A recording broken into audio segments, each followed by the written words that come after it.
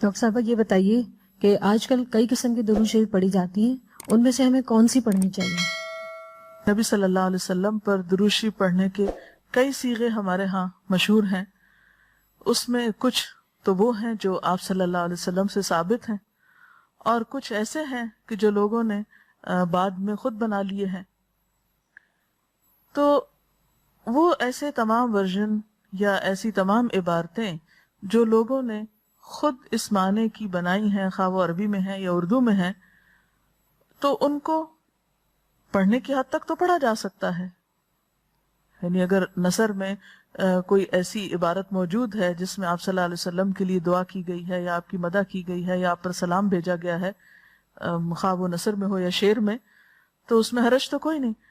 لیکن وہ چیز جو خود آپ صلی اللہ علیہ وسلم نے ہمیں سکھائی اور جو آپ کی طرف سے ہمیں ملی، اس کا مقام باقی ہر انسان کے کلام پر کہیں بلند ہے، کہیں زیادہ فائدہ مند ہے.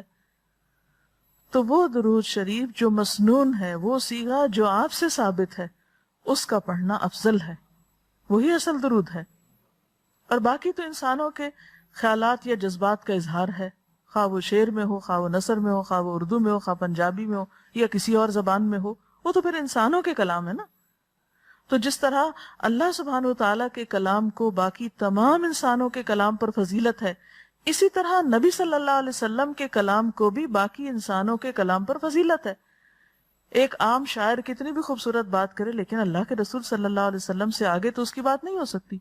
ایک عام انسان کتنے بھی خوبصورت انداز میں آپ صلی اللہ علیہ وسلم کا ذکر خیر کرے، لیکن وہ اس کے برابر تو نہیں ہو سکتا جو نبی صلی اللہ علیہ وسلم نے خود ہمیں دیا. تو بہترین صیغہ وہی ہے جو ہم نماز میں پڑھتے ہیں، جسے درود ابراہیمی کہا جاتا ہے، اور اس کا پڑھنا باعث اجر و ثواب ہے اور اس میں کوئی شک ہی نہیں.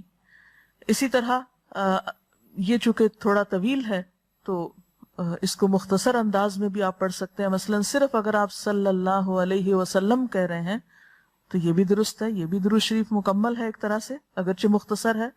اسی طرح اللہم صلی وسلم علی نبینا محمد، یہ بھی آپ پڑھ سکتے ہیں.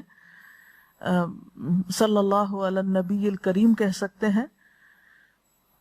تو مختصر ہو یا درود ابراہیمی کچھ طویل شکل میں ہو، اصل چیز تو ذکر میں مشغول ہونا ہے.